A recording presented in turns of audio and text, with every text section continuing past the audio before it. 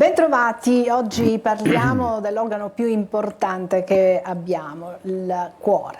Da lui dipende la nostra vita e ne parliamo oggi col professor Michele Gurizia, direttore della struttura complessa di cardiologia dell'ospedale Garibaldi Nesima di Catania.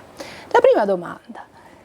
Si parla sempre più spesso di malattie cardiovascolari, malattie che insorgono anche in età più da prima, insomma, non più per persone anziane soffrono di cuore, ma stiamo sentendo sempre più spesso di infarti giovanili, di malattie cardiovascolari che colpiscono persone non anziane. Sono davvero così in aumento o è una percezione? No, tranquillizziamo l'opinione pubblica perché grazie a Dio non sono così in aumento. Devo dire che l'infarto miocardico prima lo vedevamo tantissimi giovani intorno ai 40-45 anni che subivano le patologie ischemiche del cuore e quindi fino anche a arrivare all'infarto. Oggi si è spostata un po' più avanti grazie anche al fatto che la gente ha preso coscienza del fatto che il colesterolo è il killer numero uno per le coronarie ma anche per le arterie cerebrali e quindi sta un attimino più attenta alla dieta, anche se la gente è molto più attenta ancora oggi al valore della pressione arteriosa, a ridurre il sale, non ha ben compreso come ridurre il colesterolo cattivo rispetto a quello totale che poi insomma non rappresenta fra virgolette il limite invalicabile ma è quello cattivo quello che dobbiamo curare.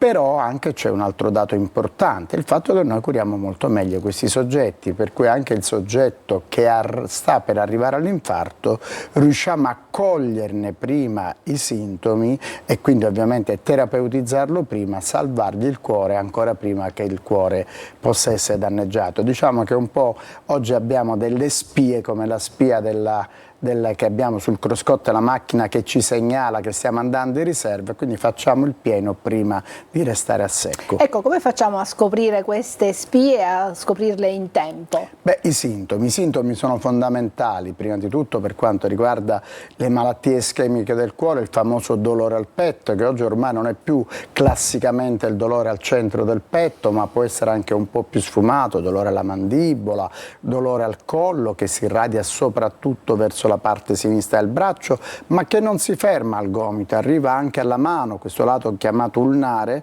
perché qui abbiamo appunto l'ulna, quest'osso importante, arriva alle due dita, ma che si può anche in parte irradiare dall'altro lato. Un altro sintomo importantissimo che è sfumato ma che spesso è associato a un'ischemia al cuore è la dispnea, cioè la fame d'aria, la mancanza di respiro per cui il soggetto ha difficoltà, soprattutto si sveglia di notte o nelle prime ore del mattino con questo senso di fame d'aria, ha bisogno di aprire la finestra, ha bisogno di respirare, di passeggiare, anche un po' di irrequietezza e questo è un sintomo classico di ischemia per cui bisogna andare dal cardiologo. Poi ci sono le aritmie, la fibrillazione atriale, soprattutto quando il ritmo si sente un po' disordinato, che può essere secondario o alla presenza di extrasistoli, dei battiti in più che possono essere banali oppure possono essere dei campanelli d'allarme con il quale il nostro cuore ci sta avvisando che c'è qualcosa che non va e che quindi bisogna terapeutizzare, la patologia che c'è sottostante,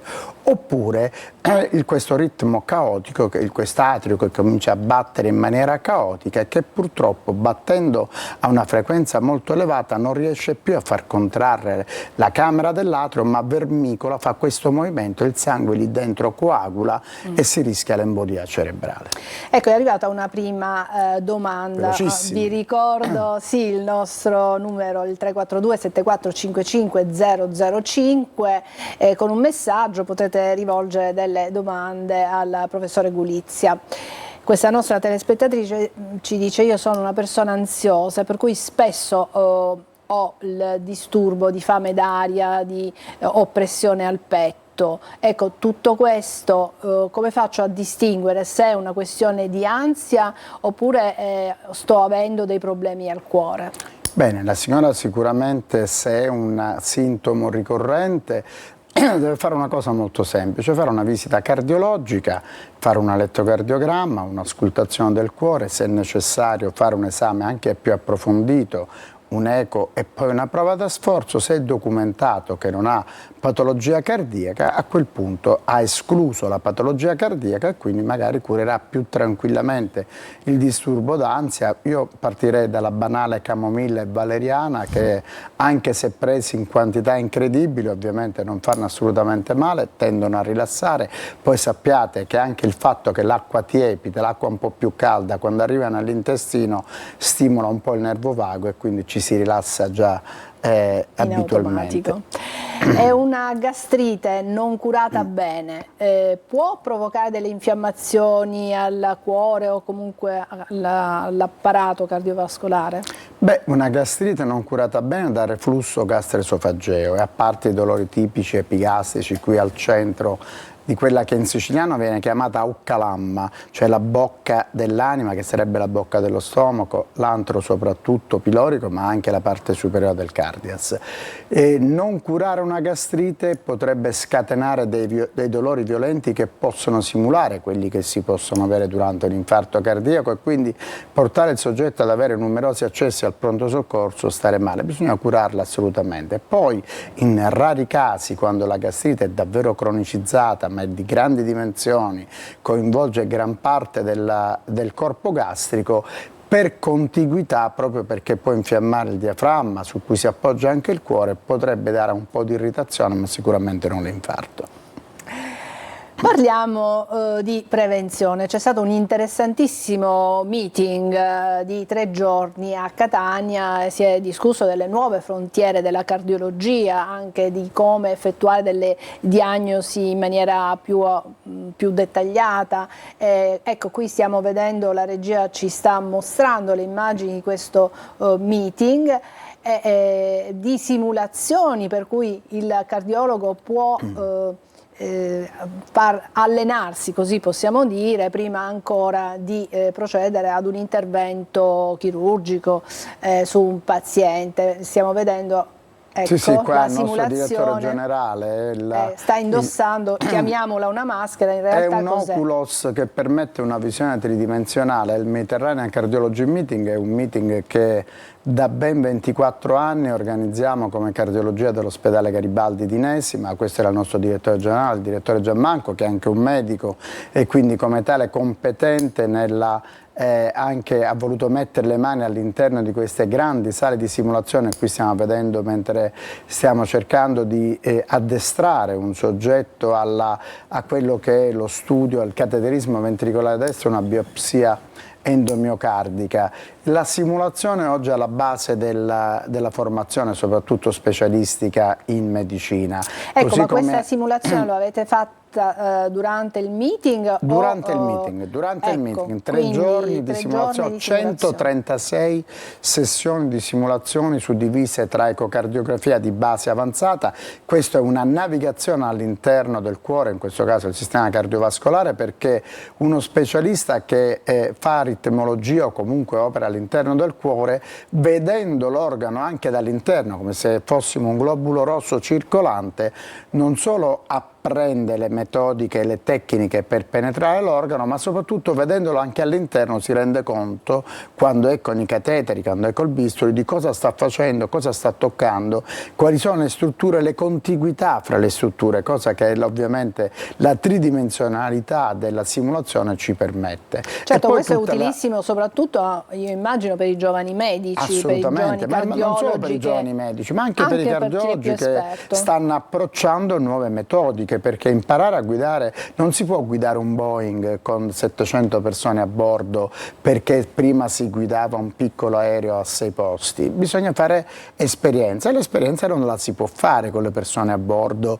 e provandolo in cielo, la si prova con i simulatori, così come si fa per i piloti, come si fa per i piloti di caccia per l'aviazione militare. Si fanno tante di quelle prove e simulazioni nel momento in cui già il medico è diventato skilled, come si dice, cioè esperto, si simulano anche tutte le possibili cause che possono capitare durante l'intervento, quindi le complicanze, per addestrarlo a superare anche le complicanze, e solo così il medico risulta formato, e quando poi va sul tavolo operatorio vero, sul tavolo interventistico, ha già provato tante di quelle volte, per cui il paziente umano non è altro che lo stesso manichino sul quale si è addestrato più di 100 volte, e quindi l'intervento diventa molto più semplice. Sarebbe molto sicuro, utile in ospedale poter effettuare queste simulazioni sempre. Assolutamente sì, ci sono alcuni ospedali che hanno una bella visione, hanno delle belle sale di simulazione, altri che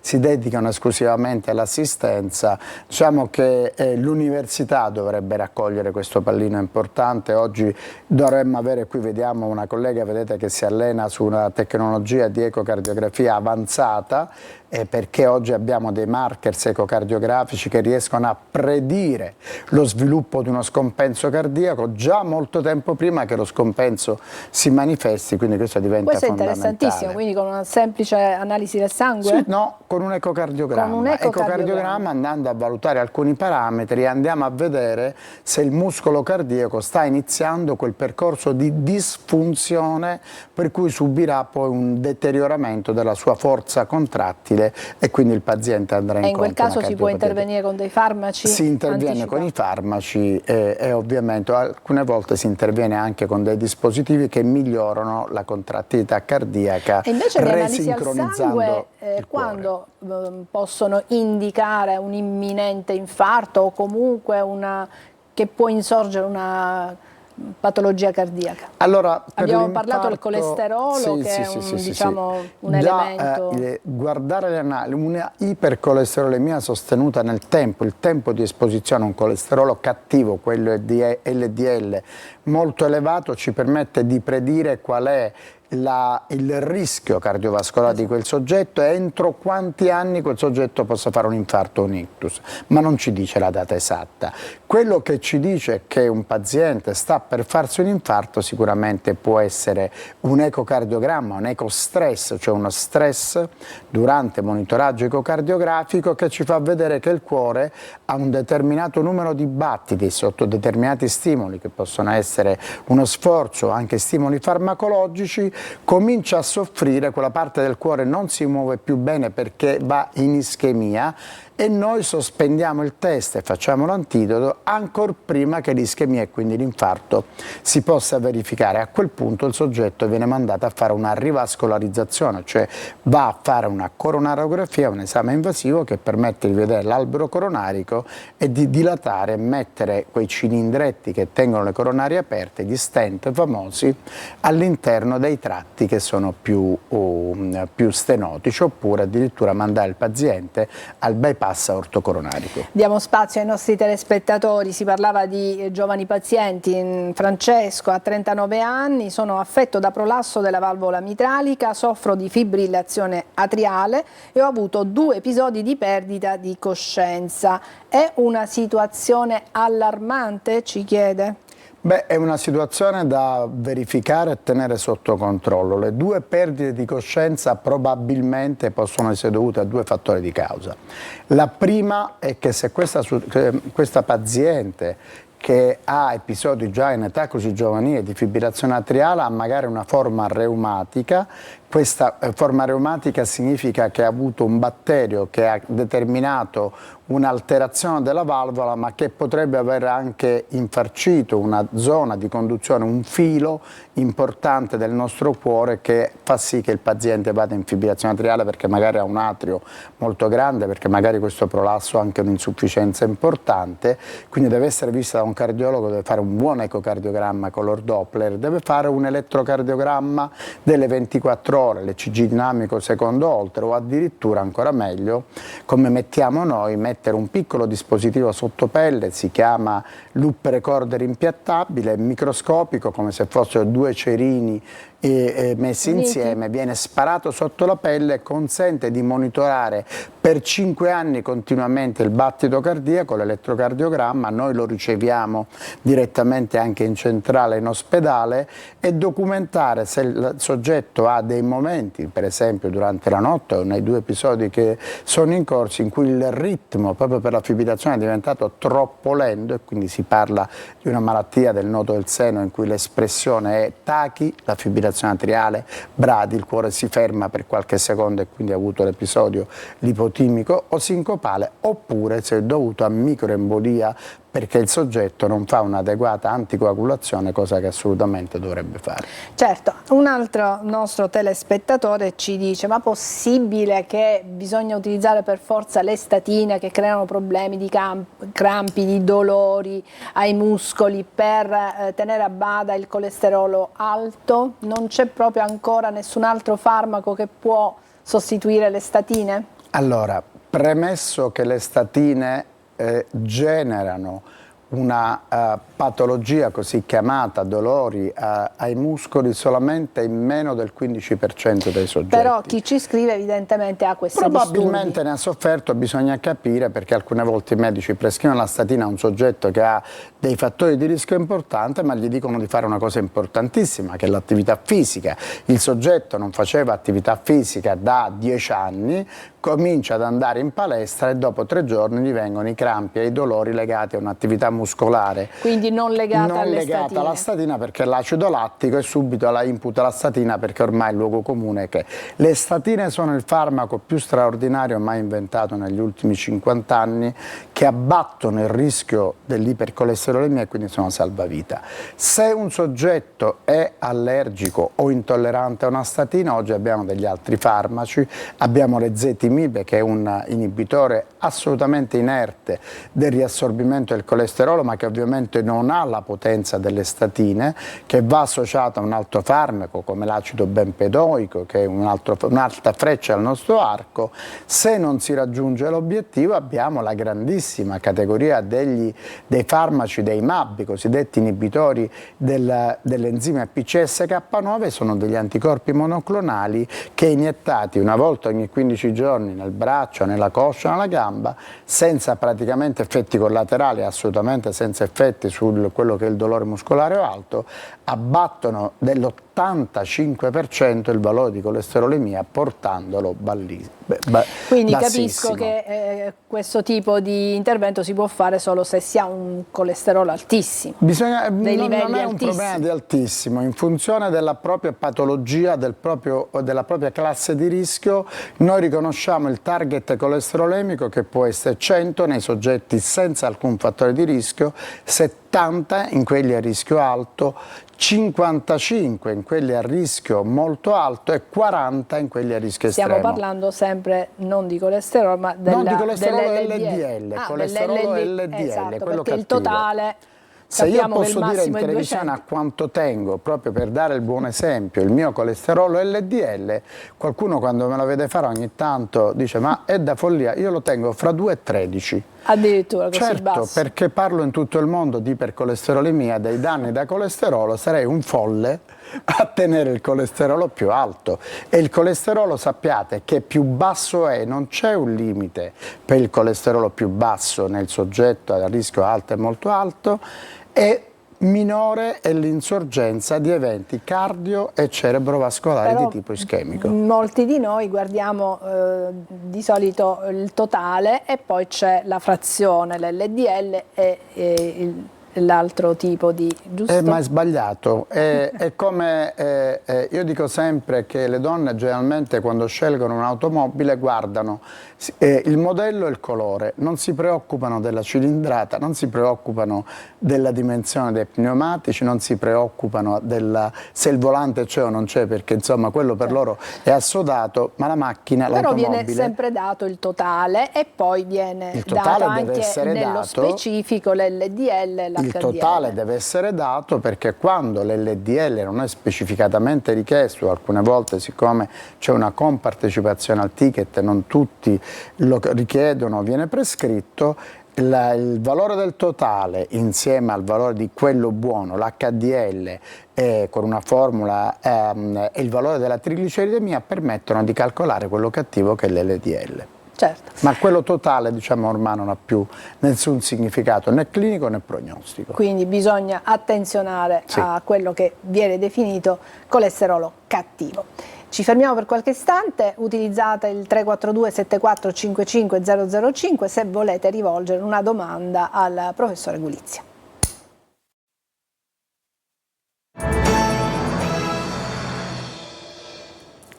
Eccoci, stiamo parlando della salute del nostro cuore, ci siamo soffermati a lungo sui valori del colesterolo, il professore Gulizia che è ospite in studio ha spiegato con dovizia di particolare quanto sia importante tenere a bada il valore soprattutto di quello che comunemente viene definito colesterolo cattivo. Un nostro telespettatore ci dice che usa un farmaco che abbiamo letto. Non possiamo parlare di nomi commerciali. Non possiamo dire il nome commerciale, ma la molecola è la semaglutide a 1 milligrammo per via iniettiva. Questo medicinale ci chiede, lui lo prende probabilmente perché è un diabetico ed è anche obeso, dice fa bene anche al cuore? Assolutamente sì, la semaglutide è il farmaco che più di tutti in questa classe di pazienti è un agonista recettoriale dei GLP-1 e questa classe di farmaci, particolarmente la semaglutide che ha una messe di studio incredibile, è stata presentata all'American College, ha dimostrato, e che tra parentesi è stata usata per tanti anni nel diabete per ridurre e mantenere i valori di glicemia, ha dimostrato degli straordinari effetti cardiovascolari riducendo nei pazienti con diabete mellito di tipo 2 e malattie cardiovascolari, basta essere solamente ipertesi, non solo la mortalità del 20%, ma soprattutto la riduzione della proteina C reattiva ad alta sensibilità del 53%, cioè ha abbattuto della metà i livelli di infiammazione. Noi sappiamo, soprattutto in questo caso, che i pazienti obesi sono una grande fucina, ogni cellula di grasso ha all'interno un laboratorio di infiammazione incredibile e questo è un dato straordinario. Questa molecola, utilizzata in maniera diversa, iniettiva, ha un dosaggio totalmente diverso da quello che il nostro telespettatore utilizza per il diabete, una volta alla settimana ha dimostrato anche una riduzione importante di più del 20-30% del peso corporeo e quindi ha un diverso dosaggio e diversa forma di somministrazione, quindi iniettiva, si utilizza anche per la riduzione dell'obesità, del sovrappeso, mentre per forma orale è associato a un piccolo fatty acid, una incompressa, l'unica formulazione esistente al mondo, viene utilizzata per ridurre il rischio cardiovascolare nei pazienti diabetici con diabete mellito e mantiene una omeostasi, cioè quindi un mantenimento di normale glicemia in tutti questi pazienti. È una nostra telespettatrice, ci dice io sono costantemente stressata, non riesco completamente a gestire lo stress, lo sono da sempre, devo preoccuparmi per la salute del mio cuore? Assolutamente sì, lo stress è una delle concause fondamentali perché i livelli di stress elevato elevano i livelli di catecolamina, adrenalina e noradrenalina, i quali sono dei mediatori chimici che fanno accelerare il battito cardiaco, la potenza con la quale il cuore pompa e anche la pressione arteriosa, quindi stimolano tutto il nostro sistema cardiovascolare. È come se uno camminasse sempre col piede dell'acceleratore schiacciato a fondo, è un motore che non può durare. Certo, quindi cosa possiamo consigliare? Beh, ridurre tutte le fonti che creano stress, come si suol dire, questo è più facile a dirsi che non a farsi, ma una delle cose che sicuramente aiuta in questo senso è la meditazione, lo sport e lo yoga. Anche banalmente camminare, perché dico sempre non è che dobbiate andare in palestra a spendere un sacco di soldi per fare attività sportiva, basta comprare un paio di scarpette e camminare a passo sostenuto almeno 5 km in 2 ore 5 km si fanno anche in meno di un'ora, a passo sostenuto. Tutto questo vi fa abbassare i livelli di stress perché vi brucia queste catecolamine, proprio le brucia, le disintegra. Le catecolamine si esauriscono in meno di un minuto e chi ne produce tanta, abituandole a bruciare, i livelli si abbassano, il nostro cervello si abitua a mantenerle basse, si riduce lo stress e siete anche più felici se poi camminate in un posto anche bello a vedersi. Noi abbiamo un lungomare di Catania stupendo, poi il nostro sindaco ha fatto tante zone ormai pedonali e ciclabili, quindi bicicletta o passeggiata sicuramente aiutano tanto. Poi chi ha la fortuna di avere anche un tapis roulant a casa, una bella bicicletta da camera, guardarsi Sicilia 24 Flash piuttosto che Buongiorno Regione la mattina, una bella trasmissione di Telecolor mentre che si pedala, anche un film sicuramente aiuta. Certo. Quali sono le vitamine che fanno bene al cuore, se ci sono? Tutte le vitamine fanno bene, ma non è che bisogna assolutamente prendere le vitamine per star bene. Le vitamine si prendono quando servono, le vitamine si desumano, si assorbono bene dalla frutta, dalla verdura. Una regola fondamentale per avere un organismo carico di vitamine è quello di mangiare almeno 2 porzioni di frutta al giorno e 2-3 porzioni di verdure al giorno di almeno 5 colori diversi. Se fossero 7 ancora meglio.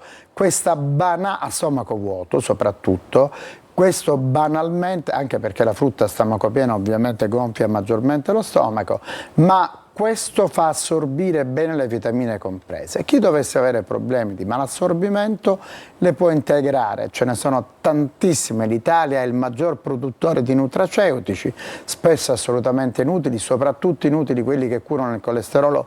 Non li assumete, assumete i farmaci per il colesterolo perché buttate solamente i soldi e non raggiungete il target e poi ve ne accorgerete quando doveste avere un problema di carattere ischemico. Le vitamine e i nutraceutici le contengono, quando servono supplementatele in questo modo, il colesterolo curatelo con la dieta e con i farmaci.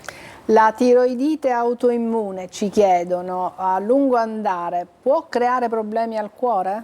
Beh, se la tiroidite autoimmune può creare problemi di iper o ipotiroidismo, entrambi non fanno bene al cuore, ma l'ipertiroidismo spesso è motivo per cui il cuore, che ha questo grande pannicolo di nervi, soprattutto il simpatico, che l'avvolge, l'aumento dell'ormone può creare una stimolazione per cui partono più extrasistoli, soprattutto ventricolari, che in un soggetto predisposto all'aritmia o un soggetto con qualche coronaria un po' instabile può creare qualche problema. L'ipertiroidismo non fa bene, neanche l'ipo, quindi se uno ha una tiroidite autoimmune deve andare al centro tiroide, va anche dall'endocrinologo. Il nostro ospedale Garibaldinesimo è uno stupendo centro, ce n'è un altro stupendo anche al Cannizzaro.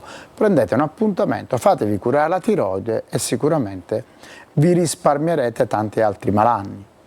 Beh, possiamo concludere dicendo che il cuore sta bene se tutto il resto del corpo sta bene. Sì, questo è vero, però il cuore è sempre l'ultimo a morire, come si suol dire, perché purtroppo anche se il cervello a volte va in default e si ferma, fino a quando batte il cuore il soggetto in vita, lo sanno perfettamente bene tutti quelli trapiantologi, e quindi questo è un aspetto fondamentale. Noi dobbiamo avere una pompa sempre efficiente. Io lo dico sempre per noi e per gli altri, perché mi permetto di aggiungere un piccolo concetto sulla donazione degli organi, perché è un atto di grande civiltà e essere sempre nelle condizioni perfette fa bene a noi e malauguratamente fa bene anche agli altri.